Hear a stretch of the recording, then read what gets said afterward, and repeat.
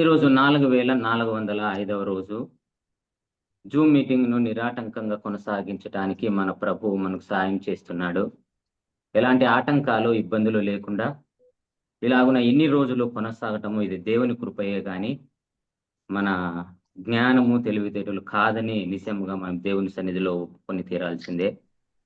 ఈరోజు కూడా Zoom meeting చక్కగా జరుగునట్లు మరి ప్రార్థనలోను, పాట పాడటంలోను, వాక్య సందేశంలోను ఆది నుండి అంతం వరకు దేవుని యొక్క అపారమైన కృప మనకు కలుగునట్లు మొదటగా ఎస్ రాజు అన్నగారు ప్రారంభ ప్రార్థన చేస్తారు. అన్నా రాజు అన్న.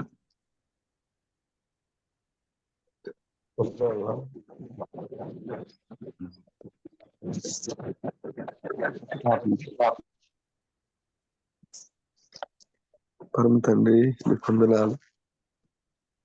నేను స్తుతిస్తూ కనపరుస్తున్నాను నాయన. మమ్మల్ని ప్రేమించి మాకు ఇచ్చిన మంచి దినానికై, నూతనమైన దినానికై వందనాలు ప్రభా. ఉదయ కాలంలో వేకువజాములో నీ పిల్లలంగా నీ నామలో కలుసుకుంటూ నేను స్తుతిస్తూ నీ వాక్యం ధ్యానం చేసుకుంటూ నీ నామలో ఎంత ఆనందాన్ని, ఆదరణ పొందటానికి మాకు ఇస్తున్న నీ కృపకై వందనాలు ప్రభా. ఇంకను ప్రభా మాకు కలగాల్సిన ఆత్మీయమైన మేలులు, ఆత్మీయమైన దీవులు, ఆత్మీయమైనటువంటి భక్తిపరమైనటువంటి ఆశీర్వాదములు ఇదిగో ఈ వాక్య ధ్యానం ద్వారా నేను మాకు కలిగించమని స్తుతిస్తున్నాం. ఈ కార్యక్రమాన్ని నేను ఆది నుంచి అంతం వరకు నువ్వు తోడుండి జరిగించండి. పాట ద్వారాను నా తండ్రి, వాక్యం ద్వారాను, నడిపిస్తున్న వారి ద్వారాను సమస్తమును ప్రభా నీకు మహింకరంగా, మాకు ఆశీర్వాదకరంగా జరిగించి దినాన్ని మహింపరచుకోమని నీ దగ్గర స్థలకు అప్పగించుకుంటూ యేసుక్రీస్తు వారి ఘనమైన నామములో ప్రార్థన స్తుతించి ప్రారంభించుకుంటున్నాం తండ్రి. రాజు అన్న వందనాలన్నా. ఈ వందనాలు. సమయంలో యేసుదాసు అన్న గుంతకల్ నుండి ఒక పాట పాడి వినిపించాలని మనం చేస్తున్నాం. ఓకే యేసుదాస్ అన్న వందనాలు. తల్లి అయిన మరచునేమో నేను మరువను నిన్ను, నేను మరువను. తల్లి అయిన మరచునేమో నేను మరువను నిన్ను, నేను మరువను. నా చేతులలో చెక్కియుంటిని నిన్ను, చెక్కియుంటిని. తల్లి అయిన మరచునేమో నేను మరువను నిన్ను, నేను మరువను. మంచు వీడిపోవునట్లు, మబ్బు తొలగునట్లుగా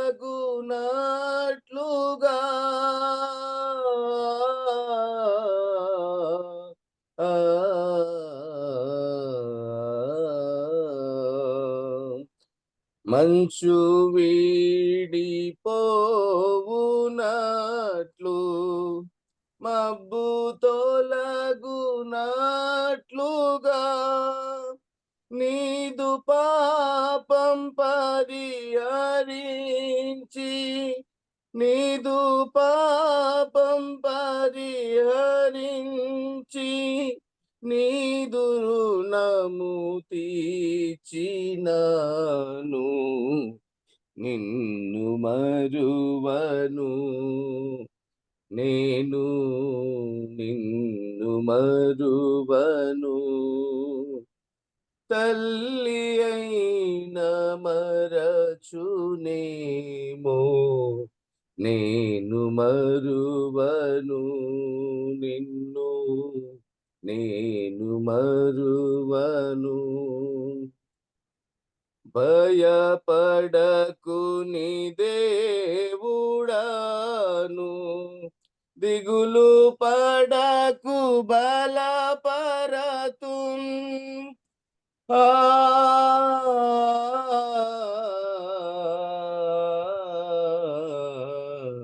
ఆ భయపడకు నీ దేవుడాను, దిగులు పడకు బలపరతును. నీకు సాయం చేయువాడా,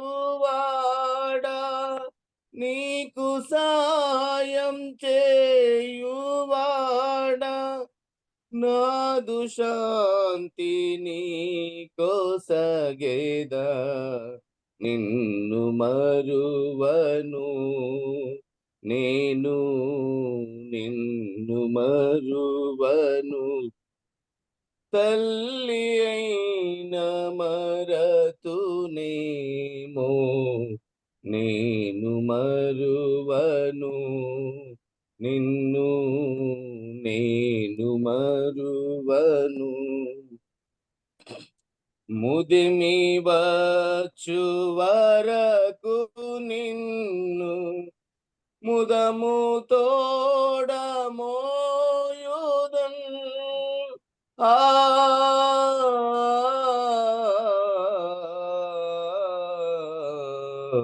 ఆ ముదమి వచ్చు వరకు నిన్ను ముదము తోడమోయుదున్. నీదు భారమంత మోసి, నీదు భారమంత మోసి, నాదు శాంతిని కొసగేదా. నిన్ను మరువను నేను, నిన్ను మరువను. తల్లి అయిన మరతునేమో, నేను మరువను నిన్ను, నేను మరువను. నా చేతులాలో చెక్కియుంటిని నిన్ను, చెక్కియుంటిని. తల్లి అయిన మరచునేమో, నేను మరువను నిన్ను, నేను మరువను. వందనాలన్నా. మరి తల్లి అయినా మరచునేమో, నేను నిన్ను మరువనని మరి దేవుని వాగ్దానం మనకు. భయపడకుము, దిగులు పడకుము అని ఆయన మనకు సెలవిస్తూ ఉన్నాడు. ఆ పాటను చక్కగా పాడి వినిపించిన యేసుదాసన్నకు ప్రత్యేకమైన వందనాలు. మరి ఈ సమయంలో వాక్యం కొరకు మనం అందరం ఎదురు చూస్తూ ఉండగా, వాక్యం కంటే ముందుగా మనకెప్పుడు పాట పాడి వినిపించే రూఫస్ అన్న ఈసారి వాక్యం కొరకు ప్రార్థన చేస్తారు. రూఫస్ అన్న. వందనాలన్నా. ప్రార్థన చేసుకుందాం. ప్రేమగల పరిశుద్ధులైన పరలోకమందునటువంటి మా తండ్రి, ఈ యొక్క ప్రాతకాల సమయాన్ని మీ యొక్క పరిశుద్ధమైనటువంటి సన్నిధానంలో నాయనా ప్రభా, మేము జూమ్ ద్వారా కలిసి ఈ విధంగా ప్రభా వర్చువల్ కనెక్ట్ అవ్వడానికి మీరు మాకు అనుగ్రహించిన శ్రేష్టమైనటువంటి ప్రభా యొక్క సమయాన్ని బట్టి మీకు వందనాలు, స్తోత్రాలు చెల్లిస్తున్నాం ప్రభా. తండ్రి, ఉదయాన్నే ప్రభా తండ్రి మీ ముఖ దర్శనం చేసుకోవడం మాకెంత ఆశీర్వాదకరమో నాయన. మేము నాయన ప్రాక్టికల్గా తండ్రి నాయన మేము చూస్తూ ఉంటున్నాం. మిమ్మల్ని దర్శించుకొని ప్రభా తర్వాత నాయన ప్రభా మేము లోకంలోనికి వెళుతుండగా తండ్రి నాయన ప్రభా మీరు ప్రతి దినము మమ్మల్ని పోషిస్తున్నందుకు మీ యొక్క వాక్యం ద్వారా మీకు వందనాలు, స్తోత్రం చెల్లిస్తున్నాం తండ్రి. మనుషుడు రొట్టె వలన మాత్రం జీవించగానే దేవుని నోటి నుంచి వచ్చే ప్రతి మాట వలన జీవిస్తాడని మీ యొక్క వాక్యం సెలవిచ్చినట్టు ప్రభా మేము వాక్యం కొరకు ఎదురు చూస్తున్నాం తండ్రి. నేను మీ దాసు ప్రభా జాన్లీ గారిని దినం కొరకే మీరు ఏర్పరచుకునేందుకై మీకు వేల కొలది వందనాలు చెల్లిస్తున్నాం ప్రభా. మీ దాసు మీ కృపను దయచేయమని మీకే అన్ని విషయాల్లో స్తుతి, మహిమ, ఘనత, ప్రభావాలు ఆరోపిస్తూ యేసు ప్రభు వారి అతి శ్రేష్టమైనటువంటి నామంలో నేను ప్రార్థించి వేడుకుంటున్నాము తండ్రి. ఆమేన్. రూఫస్ అన్న వందనాలన్నా, ఎన్నో వందనాలు. ప్రార్థన చేసిన మరి ఈ సమయంలో వాక్యం కొరకు మనం అందరం ఎదురు చూస్తూ ఉండగా మరి జాన్లీ అన్న రాజమండ్రి నుండి మనకు వాక్యం అందిస్తూ ఉండగా మనం అందరం మ్యూట్ లో ఉండి వాక్యాన్ని చక్కగా విని మన జీవితాలకు అన్వయించుకుందాం. అన్న జాన్లీ అన్న, థ్యాంక్ యూ అన్న. Thank you. కొనసాగించండి. మన రక్షకుడును ప్రభువును అయిన యేసుక్రీస్తు శ్రేష్టమైన నామంలో మీ అందరికీ ఈ ఉదయకాల వేళ ప్రేమ వందనాలు తెలియజేస్తూ ఉన్నాను. దేవుని నామానికి మహిమ కలుగును గాక. ప్రభు మహాకృపను బట్టి, ఆయన మనకు అనుగ్రహించిన ఈ నూతన దినాన్ని బట్టి ప్రభుకి స్తోత్రాలు చెల్లించుకుందాం. ఈ ఉదయకాల వేళ న్యాయాధిపతుల గ్రంథంలోనున్న కొన్ని అంశాలు మనం చూడడానికి ప్రభుపై ఆధారపడతాం. ముందుగా హెబ్రీలకు రాయబడిన పత్రిక 11వ అధ్యాయంలో న్యాయాధిపతుల క్రొత్త నిబంధన ప్రస్తావన మనం మొదట చదువుకుందాం. హెబ్రీ పత్రిక 32వ వచనం. ఇకను ఏమి చెప్పుదును, గిద్యోను, బారాకు, సంసోను, యెఫ్తా, దావీదు, సమూయేలు అను వారిని గూర్చియు ప్రవక్తలను గూర్చియు వివరించుటకు సమయము చాలదు. ప్రభు తన వాక్యాన్ని మన వినికిడిలో దీవించినట్లుగా నేను కూడా చిన్న ప్రార్థన చేస్తాను. దయగల తండ్రి, అనేక మంది సహోదరులు ప్రతి ఉదయం నీ పాదాల యొద్దకు రావటానికి మీరు అనుగ్రహిస్తున్న కృపకై స్తోత్రాలు. ఈ దాసులు బర్నబాస్ గారిని దీవించండి, సహకరిస్తున్న ప్రియులను దీవించండి. నీ వాక్యం దగ్గరికి రాగా నీ వెలుగు మాపై ప్రసరింపచేయండి. సత్యాన్ని గ్రహించి మేము నిలిచి ఉండడానికి కృప అనుగ్రహించండి. మా మధ్య నీ ప్రియ కుమారుణ్ణి ఘనపరచండి, నీ వాక్యాన్ని హెచ్చించండి. రక్షకుడును ప్రభువును అయిన యేసుక్రీస్తు శ్రేష్టమైన నామంలో ప్రార్థన చేయిచూ ఉన్నాము తండ్రి. ఆమేన్. క్రీస్తునందు ప్రియమైన సోదరి సోదరులారా, హెబ్రీ పత్రికలో విశ్వాస వీరుల జాబితాలో ఇక్కడ మనకి 4 సమూయేలుతో కనుక లెక్క పెడితే 5 న్యాయాధిపతులు కనబడతారు. క్రొత్త నిబంధనలో ఈ న్యాయాధిపతుల ప్రస్తావనను మనం చూస్తున్నాం.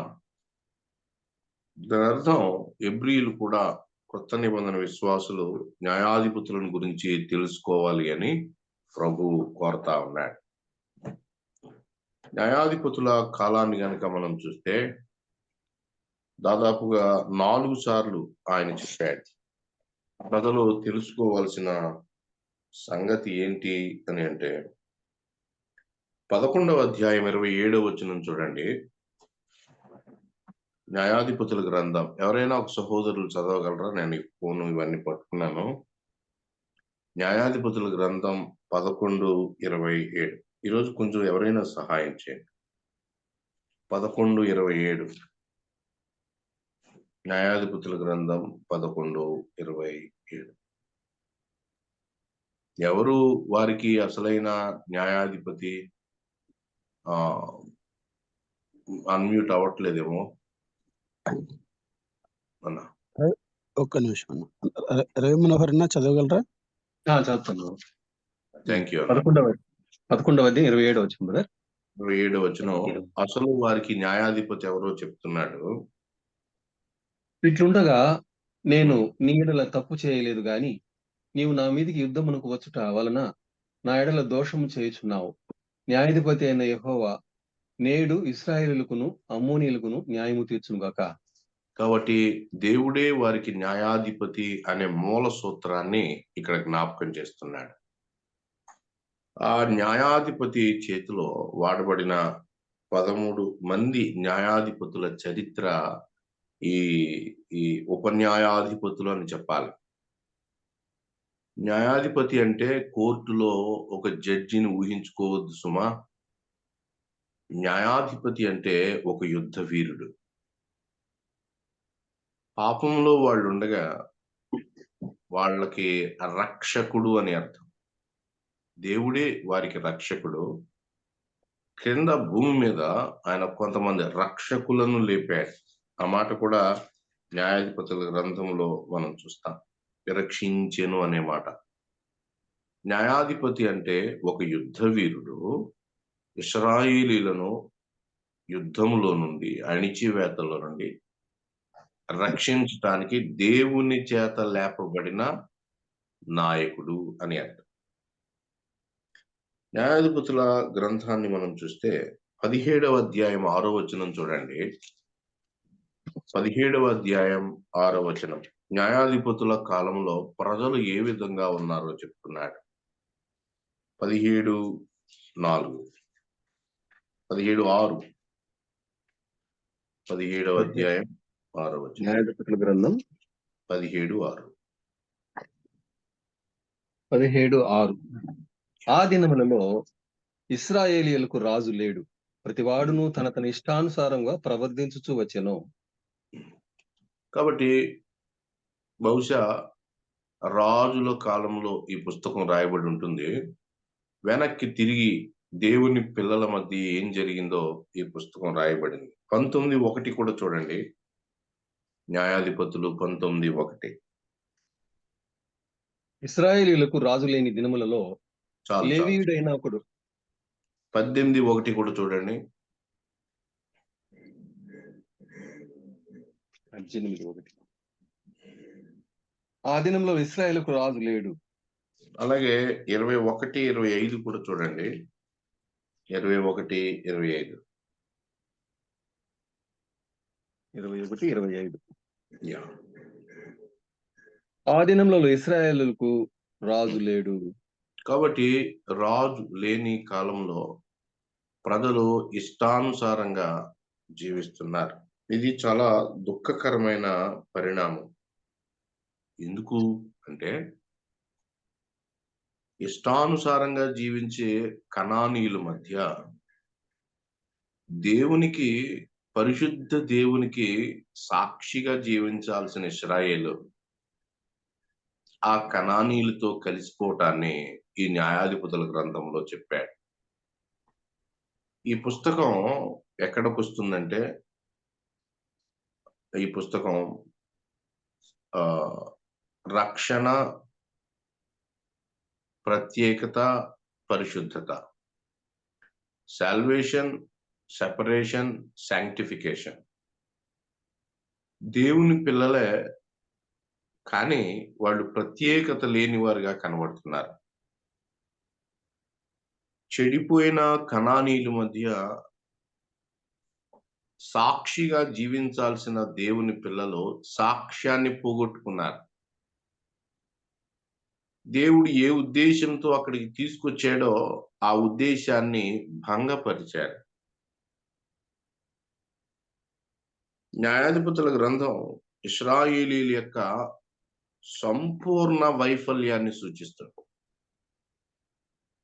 దేవుని పిల్లలే సంపూర్ణంగా ఓడిపోయే అవకాశం ఉంది అని ఈ పుస్తకం హెచ్చరిక చేస్తుంది. అదే సమయంలో వారు ఎంతగా చెడిపోయినా మించిన దేవుని కనికరం.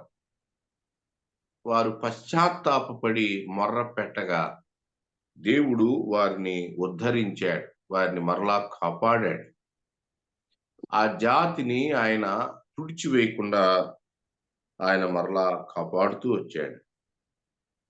ఇశ్రాయేలీలు మధ్య చాలా అవాంతరమైన సంఘటనలు జరిగాయి, హింసాత్మకమైన సంఘటనలు జరిగాయి.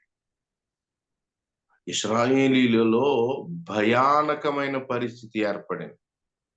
ఒక చోట మనం ఇలా చదువుతాం, వారు రాజమార్గములు విడిచిపెట్టి అనే మాట, హైవేల్లో నడిచి వెళ్ళటానికి భయపడిపోతున్నారు. ఎంత భయంకరం! చుట్టూ మార్గాలకు తిరిగారు అని దెబోరా సంకీర్తనలో కనబడుతుంది. షార్ట్ కట్స్ లో పోతా ఉన్నారు. రాజమార్గాల్లో అపాయం ఎక్కువగా ఉన్న దినాలు. ఒక్క మాటలో చెప్పాలంటే ఇశ్రాయేలీలు కనానీయులులాగా మారిపోయిన కాలం. దాదాపు 280 నుండి 330 వరకు సంవత్సరాల కాలం న్యాయాధిపతుల కాలం.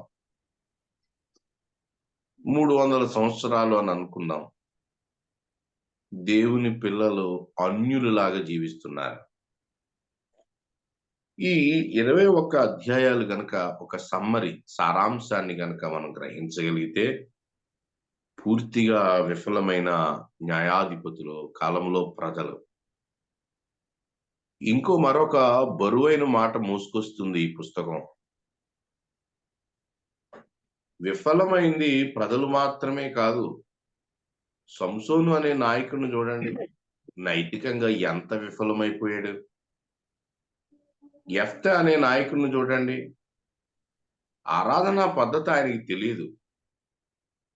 గిద్యోనుని మీరు చూడండి, ఆరంభం బాగానే ఉంది కానీ చివరిలో అతడు విగ్రహారాధనకు కారణమయ్యాడు.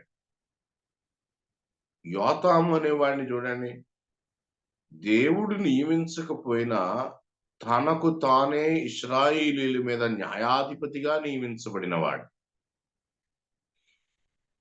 ఇలాగున ఇశ్రాయేలీయులు చెడిపోవటం మాత్రమే కాదు, ఇశ్రాయేలీయుల యొక్క నాయకులు కూడా చెడిపోయారు.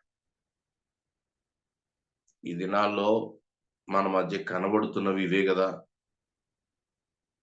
ప్రజలు చెడిపోతున్నారు, వెనకంజ వేస్తున్నారు, అన్యుల వలె ప్రవర్తిస్తున్నారు.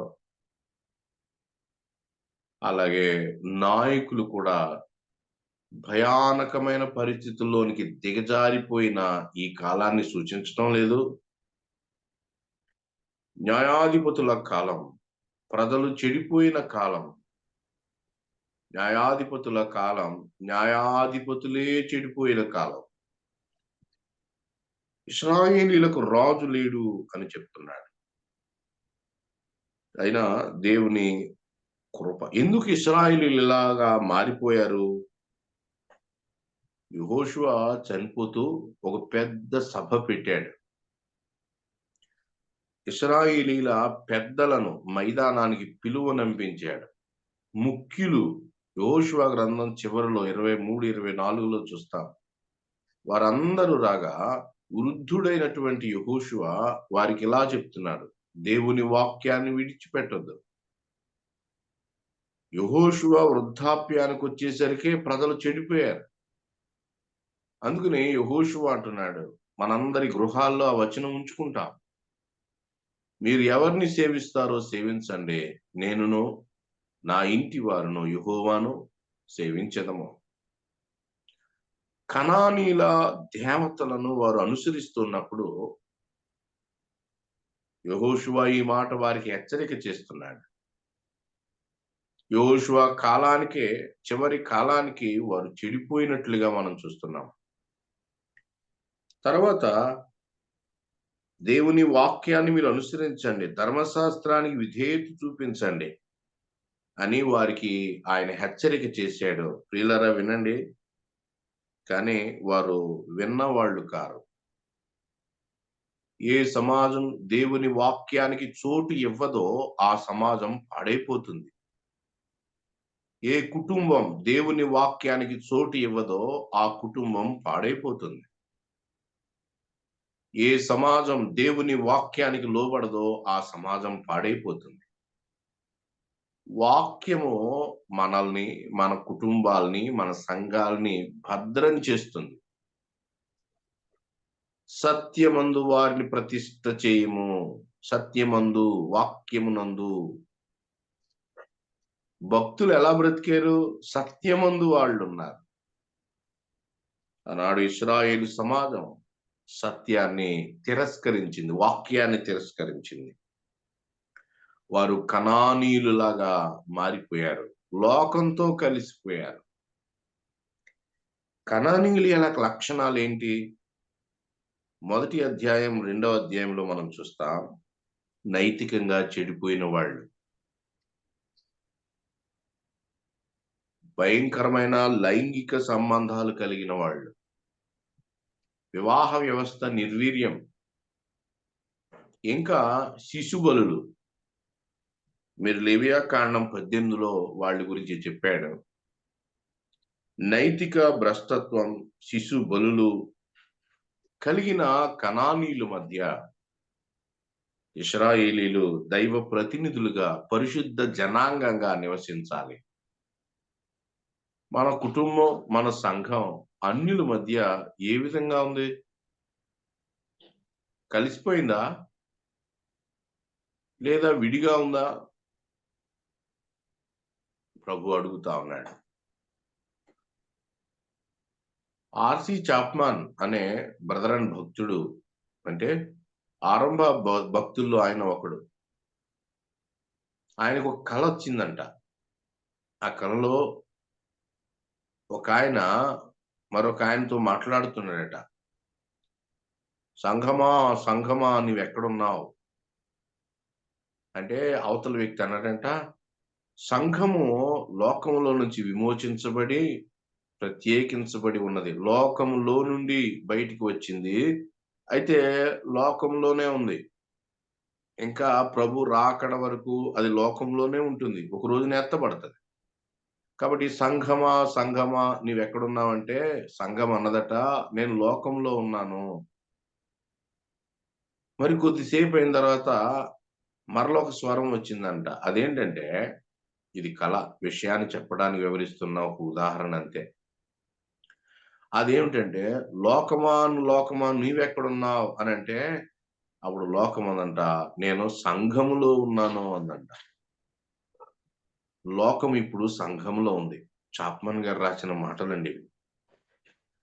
సోదరి సోదరులారా, లోకం సంఘములో ఉంది. డిసెంబర్ నెలలో మన సంఘాల్లో జరిగిన కార్యక్రమాలు చూస్తుంటే భయం అవటం లేదు.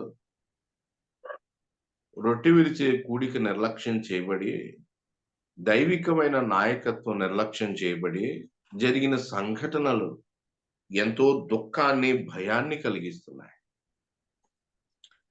ఏ లోకంతో కలవకుండా పరిశుద్ధంగా ప్రత్యేక జనాంగంగా జీవించాలో ఆ లక్షణాలు పోగొట్టుకుని మరలా ఇశ్రాయేలీలు కనానీయుల మధ్య వారితో కలిసిపోయిన జీవితాన్ని ఈనాడు మనం చూస్తా ఉన్నాం. కనానీయులు వారి శరీర సంబంధులు కదా. కనాను హాము కుమారుడు, నోవహు మనవడు. కనాను శపించబడినవాడు, తన సహోదరులకు దాసానుదాసుడు అవుతాడు అని చెప్పాడు. నిజానికి అబ్రహాంకి ఆ దేశాన్ని ప్రభు ఇచ్చాడు, కనానీయుల్ని వెళ్ళగొడతాను అని చెప్పాడు. ప్రియ సోదరి సోదరులారా, దేవుని పిల్లలు ఈ కనానీయుల పట్ల ఎలా వ్యవహరించాడు? ఒక 2-3 స్టెప్స్ చూడండి. మొదటి అధ్యాయంలోనికి రండి. న్యాయాధిపతుల గ్రంథం 1వ అధ్యాయం. దేవుడు యెహోషువ చనిపోయాక కూడా వాళ్ళు స్వతంత్రించుకోవాల్సిన భూమి చాలా మిగిలిపోయింది. ఇశ్రాయేలీలే వెళ్ళి ఏ గోత్రానికి ఆ గోత్రం దాన్ని స్వతంత్రించుకోవాలి. 28వ వచనం చదువుతున్నారు చూడండి. న్యాయాధిపతుల గ్రంథం 1:28 ఇశ్రాయేలీలు అన్న. బలవంతులైన తరువాత వారు కనానీయుల చేత వెట్టి పనులు చేయించుకుంది గాని వారిని బొత్తిగా వెళ్ళగొట్టలేదు. మొదటి స్టెప్ ఏంటంటే, దేవుడు ఏం చెప్పాడు? కనానీయులను పూర్తిగా నశింప చేయమని చెప్పాడు. వారిని ఎదుట ఉండకూడదు అని చెప్పాడు. కనానీయుల పట్టణాలని అంతకుముందు కొంతమంది చెరపట్టారు, లోబరుచుకున్నారు. కానీ ఈ విచారం ఏంటంటే 28, బలవంతులైన తరువాత వాళ్ళని వెళ్ళగొట్టలేదు అన్నాడు. కనానీయుని బొత్తిగా వెళ్ళగొట్టాలి. అది మొదటిది. 32వ వచనం చూడండి. వెళ్ళగొట్టకపోగా వాళ్ళు చేసిన మరొక పని 32. ఆషేరీయులు దేశ నివాసులైన కనానీయులను వెళ్ళగొట్టక వారి మధ్య నివసించిరి. వాళ్ళు వెళ్ళగొట్టలేదు, పైగా వీళ్ళే పోయి వాళ్ళ మధ్య నివసిస్తూ ఉన్నారు. ఇది మరొక ప్రమాదం. ఇక వెళ్ళగొట్టలేదు, నివసిస్తున్నారు. మరొక ప్రమాదకరమైన పని చేశారు కనానీయులతో. 2వ వచనం చూడండి. 2వ అధ్యాయం 2వ వచనం. మీరు ఈ దేశ నివాసులతో నిబంధన చేసుకొనకూడదు. వారి బలిపీఠం చేసుకోనకూడదు. అంతే చాలు. చేసుకొనకూడదు అని అంటే వాళ్ళు ఇదే 2వ అధ్యాయంలో వాళ్ళు ఏం చేశారంటే ఆ దేశ ప్రజలతోటి వాళ్ళు నిబంధన చేసుకున్నారు. 17వ వచనములో ఆ విషయాలు మనకు కనబడతాయి. తమ పితరులు యెహోవా ఆజ్ఞలను అనుసరించి నడిచిన మార్గము నుండి త్వరగా తొలగిపోయి ఇతర దేవతలతో వ్యభిచరించి వాటికి నమస్కరించిరి. తమ పితరులు ఆ ఆజ్ఞలను అనుసరించినట్లు వారు నడవకపోయిరి. ఇశ్రాయేలీయులు వారితో నిబంధనలు చేసుకున్నారు. అలయన్స్ అంటే వివాహాలు చేసుకున్నారని అర్థం. వారితోటి కలిసిపోయారు అని అర్థం. ప్రత్యేకంగా ఉండాల్సిన దేవుని పిల్లలు లోకంతోటి కలిసిపోయారు. లోక నాయకులతోటి కలిసిపోయారు. కనానీయులతో కలిసిపోయి ఇక ఏ ఉద్దేశం కొరకై తీసుకురాబడ్డారో అన్యుల మధ్య వాళ్ళు పరిశుద్ధ జనాంగంగా ఉండాలి. కానీ వాళ్ళు కూడా అన్యుల్లాగే తయారైపోయారు. మొదటి 2 అధ్యాయాలు న్యాయాధిపతుల గ్రంథం అంతటి యొక్క సారాంశం. ప్రత్యేకంగా 2వ అధ్యాయం చదివితే 2వ అధ్యాయం 3 నుంచి 21 వరకు ఉన్న పరిస్థితులన్నిటి యొక్క పీఠిక అంటాం కదా. పుస్తకంలో మొదట ప్రిఫేస్, పీఠిక. పుస్తకంలో ఏముందో ఆ పీఠికలో మనకి సారాంశం కనబడుతుంది. అలాగా 2వ అధ్యాయంలో చెప్తూ వచ్చాడు కనానీయులతోటి వారు చేసింది. అయితే వారి యొక్క భ్రష్టత్వం కనబడుతుంది. 1, 2, 3, 4, 5 స్టెప్స్ లో వారు ఎలాగున భ్రష్టులైపోయారో చెప్తున్నాడు. నంబర్ 1, మొదటిది వారు పాపం చేస్తారు. అన్ని న్యాయాధిపతుల కాలంలో జరిగేది ఇదే. పాపం చేసినప్పుడు దేవుడు వారిని అన్యుల చేతికి అప్పగిస్తాడు. వారిని బాధించే వారి చేతికి అప్పగిస్తే వాళ్ళు అణిచివేస్తారు. మొదటిది పాపం. దాని ఫలితంగా 2వది అణిచివేత వచ్చింది. ఇక 3వది వాళ్ళు పశ్చాత్తాపపడ్డారు, ఏడ్చారు, ప్రభువా మమ్మల్ని విడిపించు అని. పాపం, అణిచివేత, పశ్చాత్తాపం. ఎప్పుడైతే వారు ఏడ్చారో దేవుడు వారికి రక్షకులను ఇచ్చాడు, న్యాయాధిపతులను ఆయన లేపాడు. వారి ద్వారా ఆ ప్రజలకు విడుదల కలిగించాడు. 5వది కొంత సమాధాన కాలంలో వాళ్ళు ఉండేవాళ్ళు. దేశం నిమ్మళంగా ఉండేది. అప్పుడైనా దైవ వాక్యాన్ని వారు తెప్పించుకొని చదువుకొని తర్వాత తరాలకి నేర్పించలేరు. కాబట్టి ఆ సమాధాన కాలం అయిపోయాక మళ్ళా ఫస్ట్ స్టెప్ ఏం రాసుకున్నాం? మొదటిది మనం పాపం. మళ్ళా అక్కడికి వచ్చేవారు. పాపము, అణిచివేత, పశ్చాత్తాపం, విడుదల, సమాధాన కాలం. అక్కడి నుంచి కొంతకాలం అయిపోయాక మళ్ళా పాపము, అణిచివేత, పశ్చాత్తాపం, విడుదల, సమాధాన కాలం మళ్ళా. సో ఈ 21 అధ్యాయాలు కూడా ఇదే రిపీట్ అవుతుంటది. 5వ అధ్యాయం 11వ వచనం చూడండి. ఎందుకు న్యాయాధిపతుల కాలంలో యుద్ధం వచ్చింది అక్కడ చెప్తున్నాడు. న్యాయాధిపతుల గ్రంథం 5:11. విలుకాండ్ర ధ్వనికి దూరంగా ఉండువారు, నీళ్లు చేదుకొని స్థలములలో ఉండువారు, యెహోవా నీతి క్రియలను 5:8 చదవండి సరిపోతుందన్న. సారీ. ఇశ్రాయేలీయులు క్రొత్త దేవతలను కోరుకొనగా యుద్ధము ద్వారముల యొద్దకు వచ్చాను. ఎందుకు వచ్చిందో చెప్తున్నాడు యుద్ధం. ఈనాడు కుటుంబంలో, ఈనాడు సంఘంలో సాలిన ప్రభు కాకుండా మరొకటి ఏదో మనం కోరుకుంటున్నాం. అందుకని ఇక్కడ ఏమన్నాడు 8వ వచనం? ఏ దేవత? క్రొత్త దేవతలు.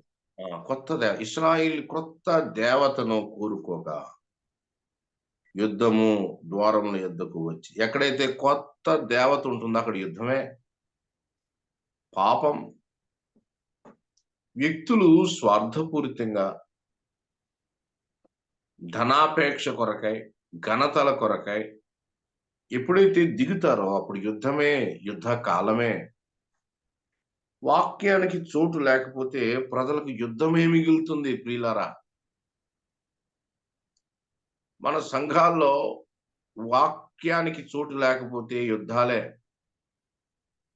యాకోబు 4లో చెప్పాడు, మీలో యుద్ధాలు పోరాటాలు ఎందుకు జరుగుతున్నాయి? మీ భోగేచ్ఛల వల్లే, మీ శరీర ఇచ్చల వల్లే. దేవుని పిల్లలు సమాధానాన్ని, శాంతిని, ఆశీర్వాదాన్ని అనుభవించాల్సిన వాళ్ళు. అసలు అది పాలు తేనెలు ప్రవహించే దేశం కదా. న్యాయాధిపతుల కాలంలో ఎప్పుడైనా వాళ్ళు సమృద్ధిని అనుభవించారా?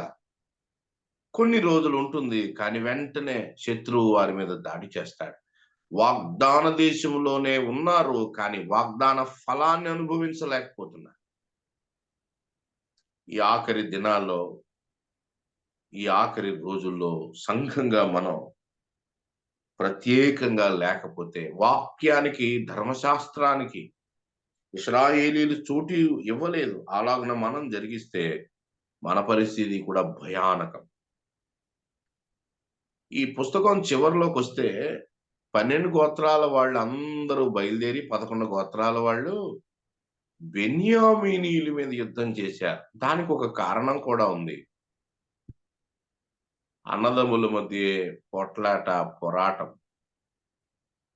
వారు ఐక్యంగా ప్రభువును సేవించాల్సిన దానికి బదులుగా బెన్యామీనీయులతోటి మిగతా వాళ్ళు యుద్ధం చేయటం, ఒక సంఘంలోనే, ఒక కుటుంబంలోనే పాపం కలిగించిన పోరాటాలు దుఃఖాన్ని, బాధను, విచారాన్ని తీసుకుని వస్తున్నాయి.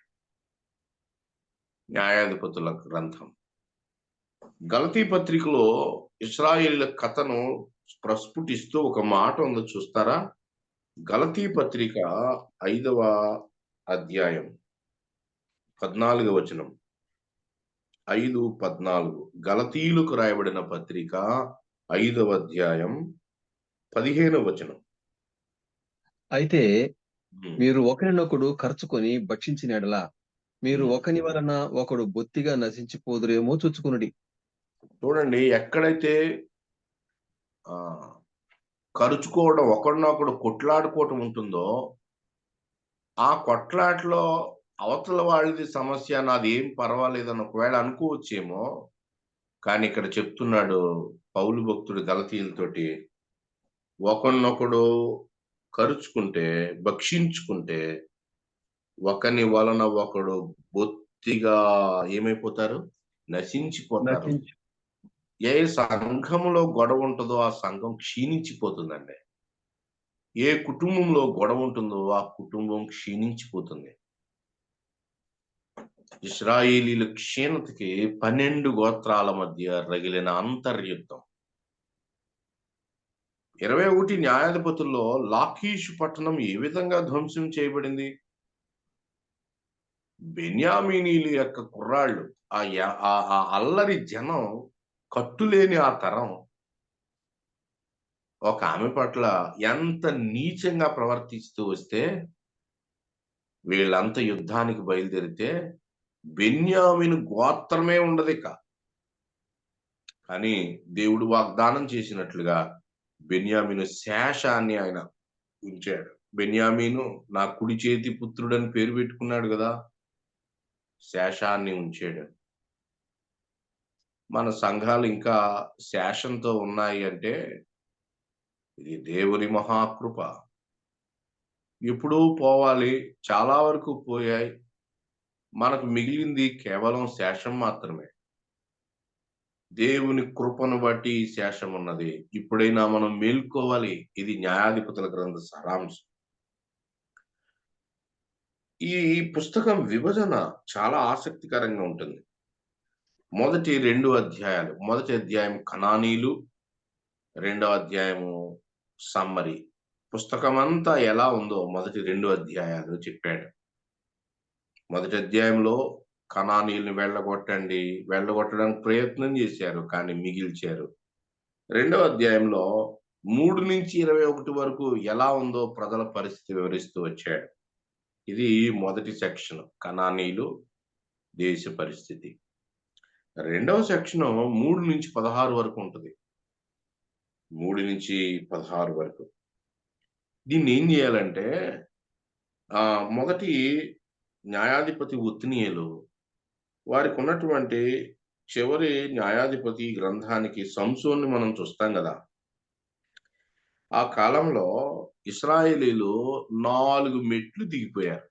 ఆ 4 మెట్లే ఈ 3 నుంచి 16 వచనాల విభజన. మొదటి మెట్టు ఒత్నియేలు, యెహూదు లేదా షమ్గరు, దెబోరా, ఈ 4 కాలంలో దేవుని పిల్లలు ఆరంభంలో చాలా బాగున్నారు. ఎందుకంటే 40 ఏళ్ళు, 80 ఏళ్ళు, 20 ఏళ్ళు సమాధాన కాలం దొరికింది వాళ్ళకి. నాయకులు కూడా మహాబలవంతులు. దేశానికి వాళ్ళు రక్షణ అనుగ్రహించారు. ఇశ్రాయేలీలు ఆరంభ కాలంలో చాలా బాగున్నారు. గిద్యోను వచ్చేసరికి ఇశ్రాయేలీలు పర్వాలేదు అనిపించుకున్నారు. ఇది మనం ఎలా చూడాలి? కనానీయులతో పోల్చి చూడాలి. ఆరంభ న్యాయాధిపతుల కాలంలో ఇశ్రాయేలీలు కనానీయుల విషయంలో చాలా బాగున్నారు. వాళ్ళ ప్రవర్తన వేరు, వీరి ప్రవర్తన వేరు. గిద్యోను కాలానికి వచ్చేసరికి ఓకే, పర్వాలేదు. యెఫ్తా కాలానికి వచ్చేసరికి ప్రజల పరిస్థితి చెడిపోయింది. అల్లరి జనం, కొట్లాట చిన్నగా ప్రారంభమయ్యాయి. ఇక 4వ స్టేట్ సంసోను కాలానికి వచ్చేసరికి ప్రజలు నీచంగా మారిపోయారు. 4 అంశాలు. ఒకటి, చాలా బాగున్నారు. రెండవది, పర్వాలేదు. మూడవది, పాడైపోయారు. నాలుగవది, భ్రష్టులైపోయారు. ఇది న్యాయాధిపతుల కాలంలోని ప్రజలు. ప్రజలు మాత్రమే కాదు, నాయకులు కూడా భ్రష్టులైపోయారు. న్యాయాధిపతుల గ్రంథం ప్రజల భ్రష్టత్వాన్ని, నాయకుల భ్రష్టత్వాన్ని ముందు పెడుతుంది. ఇక 11 నుంచి 26 వరకు మనం చూస్తే మేకా విగ్రహారాధన, దాను ఒక కుటుంబం విగ్రహారాధన. ఆ విగ్రహారాధన ఒక గోత్రానికి అంటుకుంది, దానీయులు. అక్కడి నుంచి లాయిషు పట్టణం ఎంత నాశనమైందో చెప్తున్నాడు.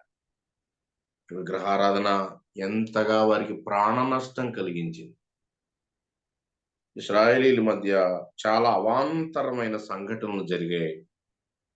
ఆ దినాల్లో ఇశ్రాయేలీలకు రాజు లేడు, ప్రతివాడు తన ఇష్టానుసారంగా ప్రవర్తించుచూ వచ్చెను అని చెప్తూ, వారికి రాజు లేడు అంటే ఇప్పుడు రాజు కావాలి అని చెప్పడంతో దావీదును తీసుకుని రావడానికి కథ ముందుకు నడుస్తుంది. సమూయేలు గ్రంథంలో సౌలు రాజుగా మొదట వచ్చినప్పటికీ వారికి నిజమైన రాజు దావీదు. అంతకంటే నిజమైన రాజు మన ప్రభువైన యేసుక్రీస్తు. వారికి క్రీస్తు ఎంత అవసరమో చెప్తున్నాడు. రాజు ఎంత అవసరమో, ప్రభు ఎంత అవసరమో చెప్తున్నాడు. దీనిలో 1-2 పాఠాలు ఉన్నాయి. వాటిని నేను మీ ముందుకు తీసుకుని వస్తాను. మరలా జ్ఞాపకం చేసుకుంటున్నాం, న్యాయాధిపతుల కాలం మన కాలానికి సరిపోయే కాలం. ప్రజలు మాత్రమే కాదు, నాయకులు కూడా చెడిపోయినటువంటి భయంకరమైన కాలం. యోతాము ఒక్కడే దేవుని చేత ఏర్పరచబడని నాయకుడు, అయినా తాను నాయకుడు అని చెప్పాడు. పాత నిబంధన గ్రంథంలో అలిగొరి ఒకటే ఇది. యోతాము సంఘటనలో ఒక ఉపమానం లాంటిది. చెట్లన్నీ కలిసి మొదటిగా అంజూరు దగ్గరికి వెళ్ళాయి, ఒలీవ దగ్గరికి వెళ్ళాయి, ద్రాక్ష దగ్గరికి వెళ్ళాయి. మీరు మమ్మల్ని ఏలండి అని అడిగాయట వాటిని. అవి మేము రాము, మేము ఏలము, మాకు మా పనులు ఉన్నాయి, కాబట్టి దేవుడు నియమించిన స్థానంలో మాత్రమే ఉంటాం, ప్రజలు పెట్టుకునే స్థానంలోనికి మేము రాము అని ఆ చెట్లు ఆగిపోయాయి. ఆఖరికి ఈ చెట్లన్నీ వెళ్ళి ముళ్ళ కంప దగ్గరికి వెళ్ళాయట.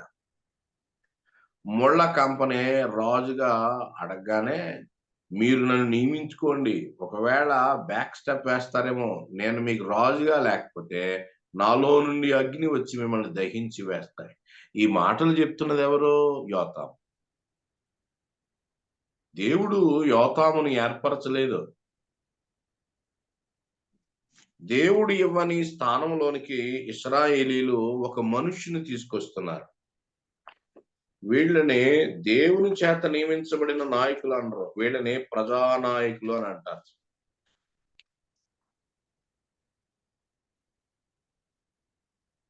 యోతాము ఎంతో భయంకరమైనటువంటి.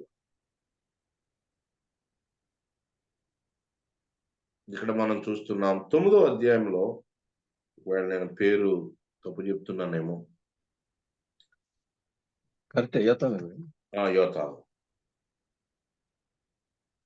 కాబట్టి ఎంత భయంకరమైన ప్రజల చేత ఏర్పరచబడిన నాయకులు వారి మీదకి రాగా ప్రజలు నష్టపోయారు.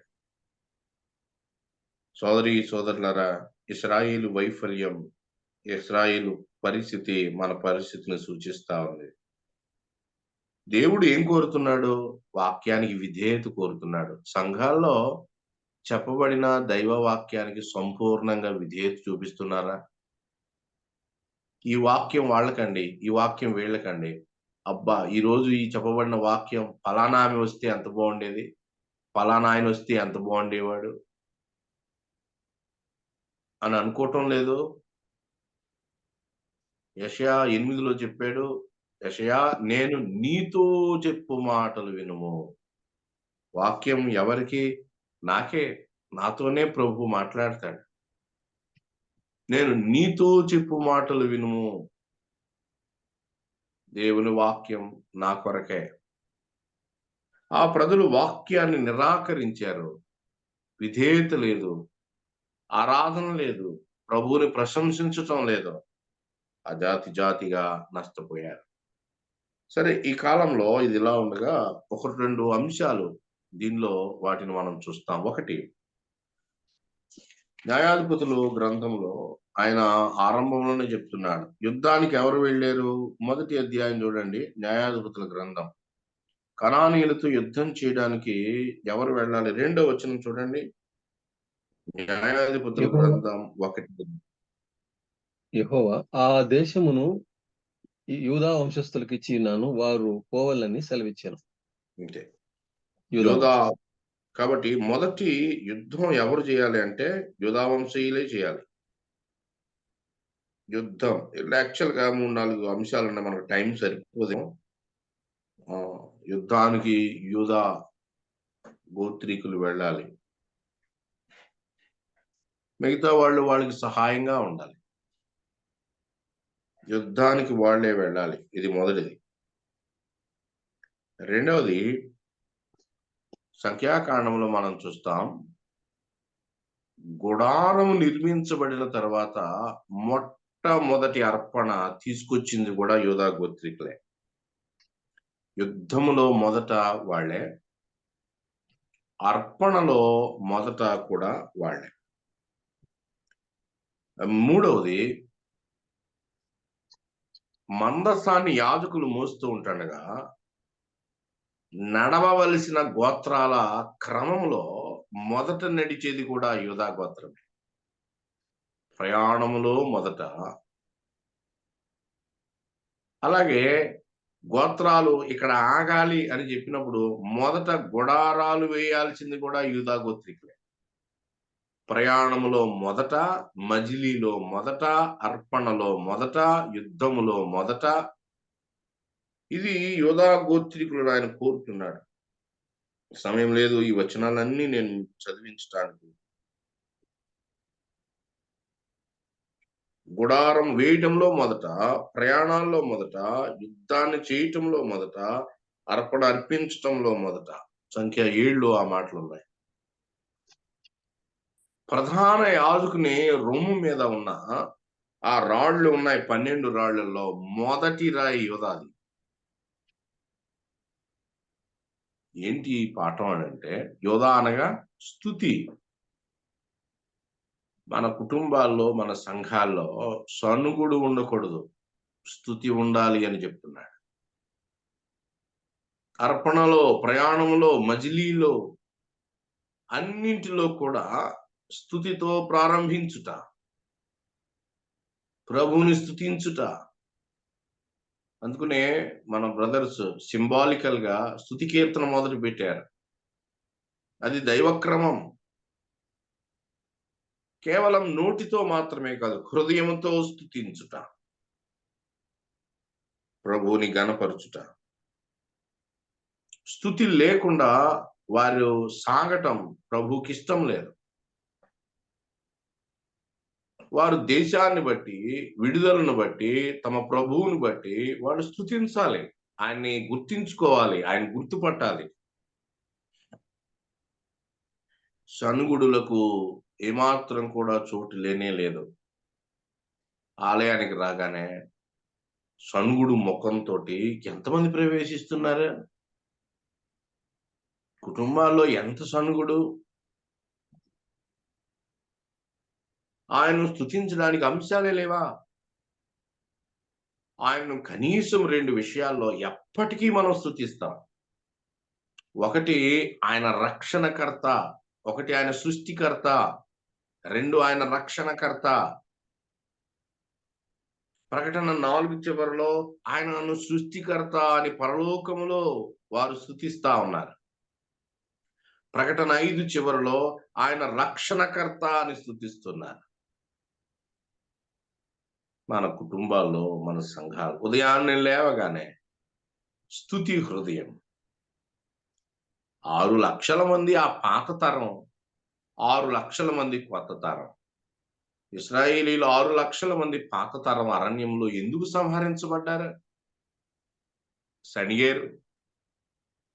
ఆహారం లేదు, నీళ్లు లేవు, నాయకత్వం సరిగా లేదు, మేము ఐగుప్తు వెళ్ళిపోతాం, కాయలు లేవు, దానిమ్మలు లేవు, మాంసం లేదు, నీళ్లు లేవు, తాగడానికి నీళ్ళే లేవు.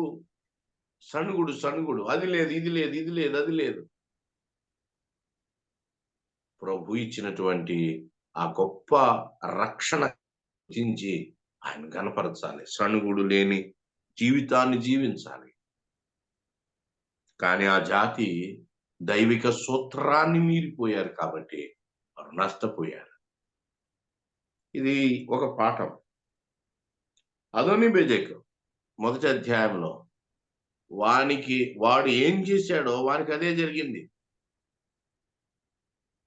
గలతీ 6లో చెప్పాడు, మనుషుడా నీవు ఏమి విత్తుదువో ఆ పంటనే కోయుదు. మనం ఏమి విత్తుతామో అదే కోస్తాం. అది న్యాయాధిపతుల గ్రంథం మరొక ఎన్నో పాఠాలు, చిన్న చిన్నవి ఇవన్నీ. ఈరోజు మనం ఏమి విత్తుతామో అదే మనం కోస్తాం. కనికరాన్ని విత్తామా కనికరాన్ని కోసుకుంటాం. పగను విత్తామా పగనే కోస్తాం. ప్రభు యొక్క గుణ లక్షణాలు మనం విత్తామా వాటిని ఆయన మనకు అనుగ్రహిస్తాడు. ఏ పంటను విత్తుతామో ఆ పంటనే కోస్తాం. ఏ విత్తనాలు వేస్తామో ఆ పంటనే మనం కోస్తాం. సోదరులారా, మనం ఏం విత్తుతున్నాం? కీడుకు ప్రతి కీడు ఎవనికి నీ చేయవద్దు, పగ తీర్చుట నా పని. అదోనీబెజెక్ ఏం చేశాడు అదే వానికి చేయబడింది. ఎంత భయంకరం! దీనిలో 5వ అధ్యాయానికి వచ్చేసరికి, 4వ అధ్యాయానికి వచ్చేసరికి యెహూదు చనిపోయాక అంటే కనానీయులు, అలాగే మోయాబీలు, తర్వాత ఫిలిస్తీన్లు, ఈ 3 జాతుల్ని వాళ్ళు ఎదుర్కొన్నాక 4వ అధ్యాయంలో మళ్ళా కనాను మరలా వచ్చింది. కనాను పోడు, మరలా వచ్చాడు. ఒత్నీయేలు కాలంలో జయించారు, కానీ మరలా యెహూదు చనిపోయాక మరలా వచ్చేసాడు కనాను. యాబీను. కనాను రాజు పేరు యాబీను. వాడి సైన్యాధ్యక్షుడు ఉన్నాడు, వాడి పేరు సీసెరా. ఈ 2 పేర్లు గుర్తుపెట్టుకుంటే 5వ అధ్యాయం 4వ అధ్యాయం అర్థం అవుతుంది. 4వ అధ్యాయం ఏమో ఆ, పద పద పదాలు. 5వ అధ్యాయమేమో పద్యం. రెండు ఒకటే. 4లో జరిగిందే 5వ అధ్యాయంలో పద్యంగా వివరించాడు. ఇలాంటి రచనా విధానం బైబిల్‌లో చాలా చోట్ల ఉంటది. సపోజ్ మీరు నిర్గమకాండం 14వ అధ్యాయంలో ఎర్ర సముద్రాన్ని ఎలా దాటారో చెప్పాడు. 15వ అధ్యాయంలో పాట పాడారు. అదే కథ. అలాగే న్యాయాధిపతులు 4లో జరిగిన అదే సంఘటన 5వ అధ్యాయంలో దెబోరా సంకీర్తన చేస్తూ వచ్చింది. దెబోరా ప్రవక్త్రి. పాత నిబంధనలో ఇద్దరు ప్రవక్త్రీలు ఉన్నారు. దెబోరా అలాగే హుల్దా ఇద్దరిని ప్రవక్త్రీలుగా చెప్పాడు. ఎందుకు సిస్టర్స్ ప్రవక్త్రీలుగా ఉన్నారు? ఒక వచనం చదువుదాం చూడండి. ఈ 2 పేర్లు తీసుకుని కొంతమంది రకరకాలుగా వ్యాఖ్యానాలు చేసే వాళ్ళు ఉన్నారు కదా. 8వ అధ్యాయం లేదా యెషయా గ్రంథం 3వ అధ్యాయంలోనికి రండి. స్త్రీలు నాయకులుగా ఉన్నారు. కానీ ఏ పరిస్థితుల్లో వాళ్ళు నాయకులుగా ఉన్నారు? అది కదా ముఖ్యం. 3వ అధ్యాయం. నిజానికి ఇశ్రాయేలీలు చెడిపోయిన కాలం. ఉజియా చనిపోయాడు, ప్రజలు చెడిపోయారు. 3వ అధ్యాయంలో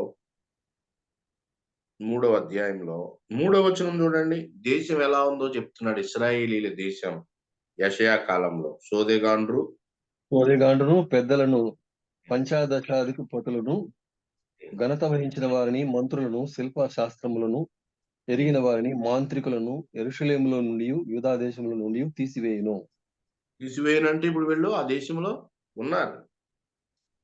సోదెగాండ్రు ఉన్నారు, మాంత్రికులు ఉన్నారు. అంతగా చెడిపోయింది దేశం. మీరు ఇంకా 6వ వచనం కూడా చూడండి. 6 కంటే 8వ వచనం చూడండి.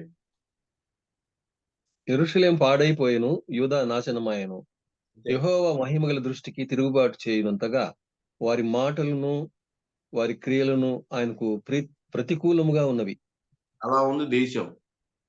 ఎప్పుడైతే ప్రజలు చెడిపోయారో దానిలో నుంచి నాయకత్వంలోకి ఎవరు వస్తారు? 12వ వచనం చూడండి. ఇది మనం చదవాలనుకున్న ముఖ్యమైన వచనం. నా ప్రజల విషయమై నేనేమందును? బాలురు వారిని బాధ పెట్టుచున్నారు, స్త్రీలు వారిని ఏలుచున్నారు. ఎందుకు స్త్రీలు నాయకులు అవుతారు? ఎందుకు అవుతారు? విన్నారా?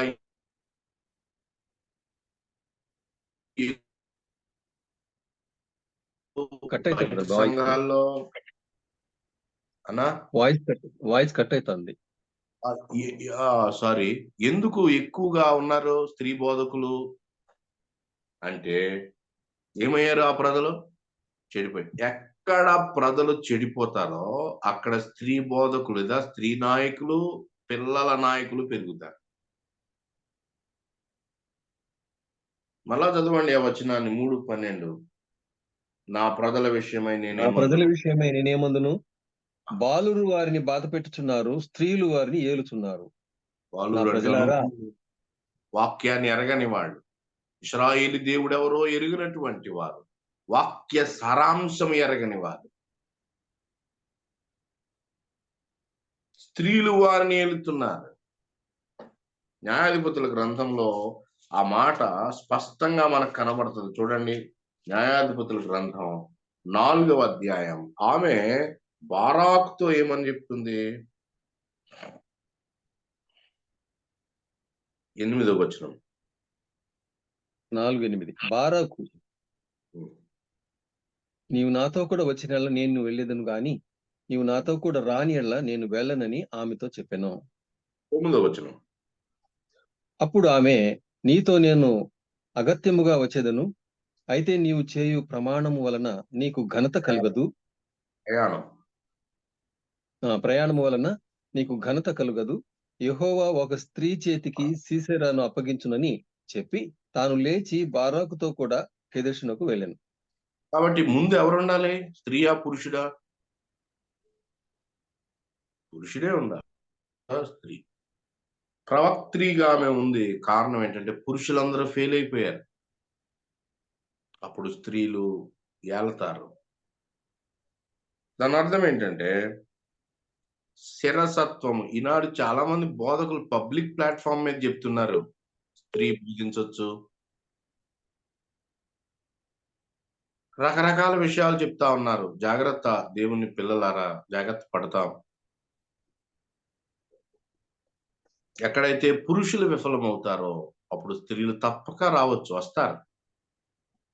పురుష వైఫల్యాన్ని సూచిస్తుంది. 1 కొరింథీ 11లో శిరసత్వాన్ని గురించి చెప్పాడు. స్త్రీ పురుషుల మధ్య పోటీ పెట్టలేదు దేవుడు. స్త్రీలను వారి స్థానంలో, పురుషులను వారి స్థానంలో ఆయన ఉంచాడు. ఒక ఇంటికి సంబంధించినటువంటి లెక్క పురుషుడే చెప్పాలి. ఇక్కడ ఈమె చెప్తుంది 4వ అధ్యాయంలో, నేను వెళ్తే నీకు ఘనత రాదయ్యా, నువ్వు ముందుండు, నేను వెనకాల ఉంటాను. 4వ అధ్యాయంలో నేను ముఖ్యంగా చెప్పాలనుకున్నది 6 అయిపోయింది అప్పుడే. యాయేలు గురించి ఒక్క మాట చెప్పి నేను ఆగిపోతాను. ఆ చెడిపోయిన కాలంలో వాడబడిన అతి సామాన్యులు, కేనీల వంశంలో హేబేరు భార్య యాయేల. యుద్ధం జరుగుతుంది, దేవుడే వారికి జయాన్ని ఇచ్చాడు. సీసెరా కాలినడకన పారిపోతున్నాడు, రథాలు వదిలేసి. 300 ఇనప రథాలు ఉన్నాయి కదా, అవన్నీ వదిలేసి పారిపోతా ఉన్నాడు. బారాకు మహాయోధుడిగా యుద్ధం చేస్తున్నాడు, పారిపోతా ఉన్నాడు. పారిపోతా ఉంటాడుగా అలసట చేత యాయేలు గుడారానికి వచ్చాడు. యాయేలు అతన్ని లోపలికి ఆహ్వానించింది.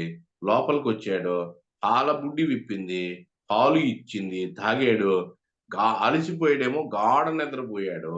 ఇప్పుడు యాయేలు గుడారపు మీకు తీసుకొచ్చింది, అతని కణతల్లో కొట్టింది, అతడు అక్కడ చచ్చాడు. ఇది అక్కడ ఉన్నటువంటి కథ. పాఠం ఏంటంటే, యాయేలు ఒక స్త్రీ, సామాన్యురాలు. యుద్ధానికి వెళ్ళి కత్తి యుద్ధం చేయలేకపోవచ్చు, కానీ ఆ గొప్ప ఇశ్రాయేలీయుల యుద్ధంలో తాను చేసిన ఒక చిన్న పని యుద్ధంలో వాళ్ళకి విజయాన్ని ఇచ్చింది. తాను తన గుడారంలోనే ఉంది, అది మర్చిపోవద్దు.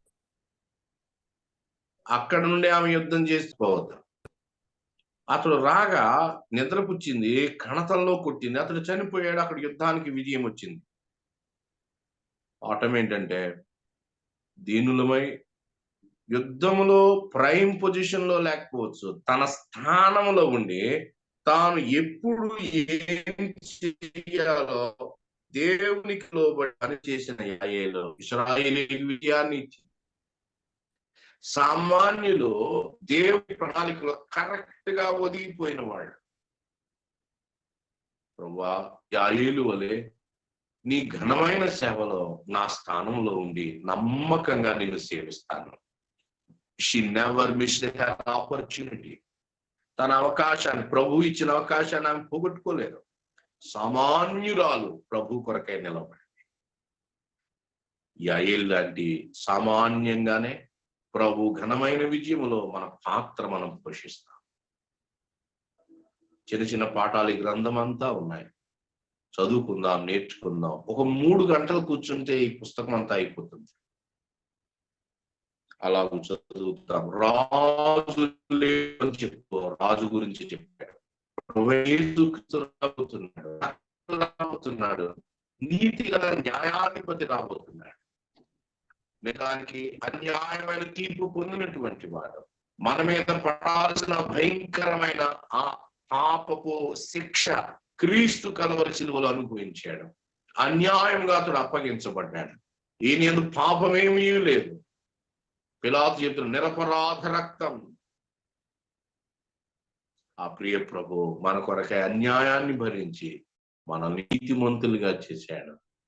ఇంకా ప్రభువుని ఎరగని వారు ఎవరైనా ఉంటే, న్యాయంగా నీ మీదకి నా మీదకి ఉగ్రత రావాలి.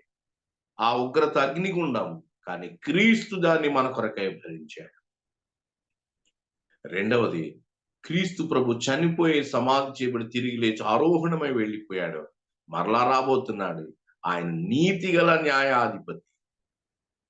పౌలు తిమోతితో చెప్తున్నాడు, నీతి గల న్యాయాధిపతి నా కొరకై నీతి కిరీటాన్ని ఇస్తున్నాడు. ఆ న్యాయాధిపతిని ఎదుర్కోవడానికి సిద్ధమేనా?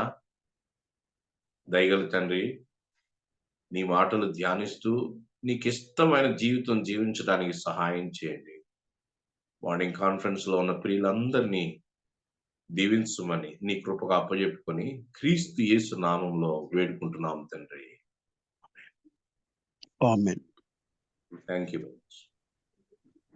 ఈ సమయంలో మనందరికి కావలసిన శ్రేష్టమైన మాటలను దేవుని కృప ద్వారా అందించిన దైవ సేవకులకు ప్రత్యేకమైన వందనాలు.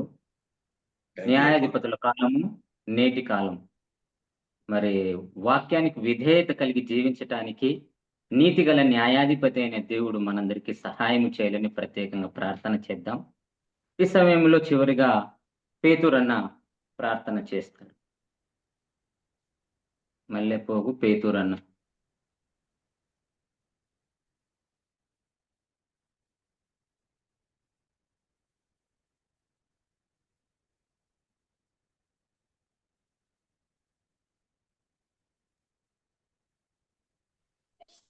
కృప సత్య సంపూర్ణ మా ప్రియ పరలోక తండ్రి, మీ పరిశుద్ధమైన పాదములకు వందనాలు స్తోత్రాలు చెల్లిస్తున్నాం. మీ దాసుని నిలబెట్టుకొని మీరు మాకు అందించిన లేఖన భాగాలను బట్టి స్తుతిస్తుంటున్నాం. న్యాయాధిపతుల కాలంలో జనులు ఎలాగో చెడిపోయారో, వారి యొక్క ప్రవర్తన, వారి యొక్క క్రియలు, వారి అలవాట్లు ఎంతగానో మీకు కోపం పుట్టించావు. వాటన్నిటిని మీ గ్రంథంలో లెక్కించి మాకు వినిపించారు.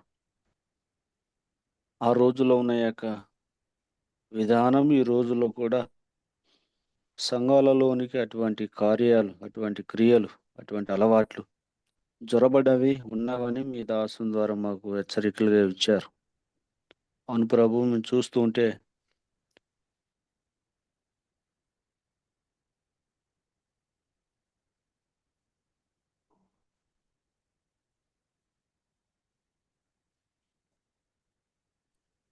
క్రీస్తు యొక్క పరిచయం అన్నట్టునే లోకాచారాలు సంఘంలో తీసుకొచ్చి సంఘంలో చేస్తుంటున్నారు. అవి చూస్తున్నప్పుడు ఆత్మీయంగా మీ లేఖనాలను ధ్యానించిన వారు దుఃఖపడక తప్పదయ్యా.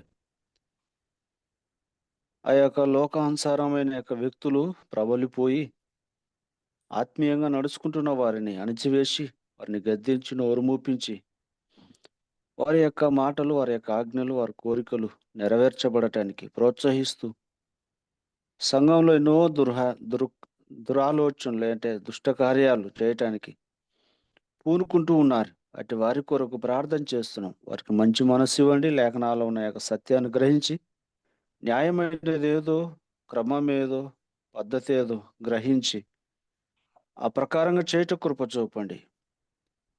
అన్ని విషయంలో ఆత్మీయంగా మీ నామాన్ని స్తుతిస్తూ ఘనపరుస్తూ పౌలు రాసినట్టుగా ఏది